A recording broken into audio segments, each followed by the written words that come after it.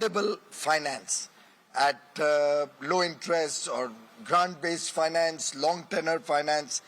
So we've really got into the text the language which confirms that the developed world has acknowledged that they have not done enough in terms of meeting their commitments and that they will have to be more forthcoming in providing finance, in providing technologies and the enablers to make the transition to a clean energy world in the future.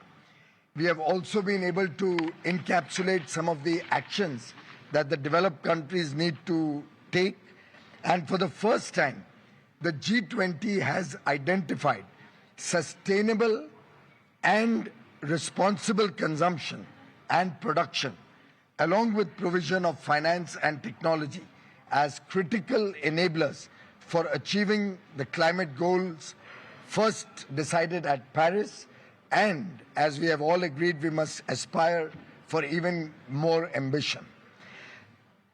Prime Minister Narendra Modi's mantra of sustainable lifestyles finds resonance in the Rome Declaration, and sustainable consumption and responsible production patterns coming out of the Sustainable Development Goal number 12, which is aimed at encouraging the developed countries to reduce their luxurious and energy-intensive lifestyle, has been discussed and accepted. We are very happy to share with you that we have been able to include once again and reiterate the principle of common but differentiated responsibilities. We have also been able to push the commitment of the developed world to provide $100 billion every year through from now until 2025, and the commitment of all the countries to mobilize greater levels of capital for the less developed countries and the emerging economies.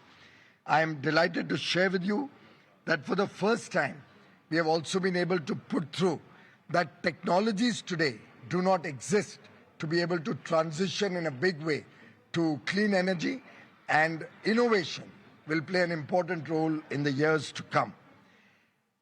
The importance of energy security and the stability of energy markets has also been recognized at the G20 Leaders Summit.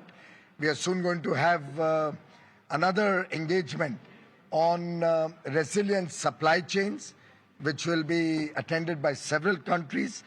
And for the first time, the mention of the CDRI in accelerating the agenda of sustainable urban planning has been brought into the declaration.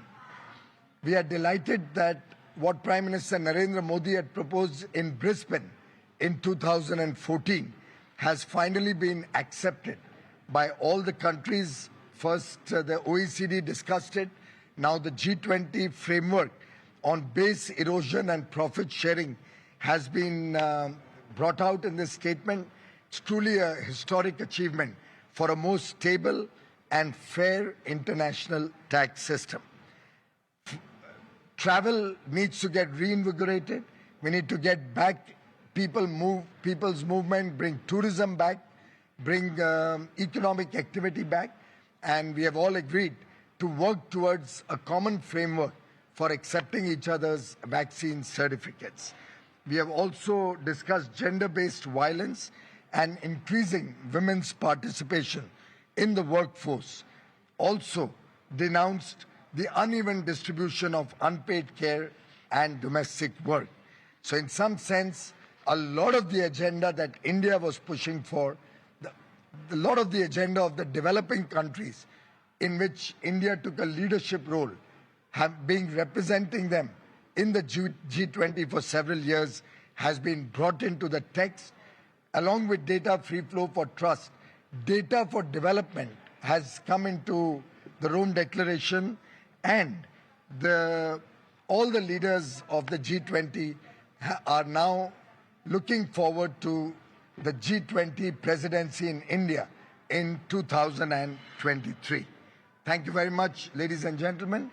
Prime Minister Shri Narendra Modi will be embarking for Glasgow later in the evening today and attending the COP26 summit in the United Kingdom, again representing the voice of the developing world, the voice of the more vulnerable sections of society, and protecting the interests both of humanity with very ambitious activity going on in India. Okay, there you have Union Minister Piyush Goyal talking about the Prime Minister's commitment to the issues of climate change, saying that he's the most prominent voice representing the developing world, and he will continue with pitching India's voice in the next COP26 summit as well that starts tomorrow in Glasgow.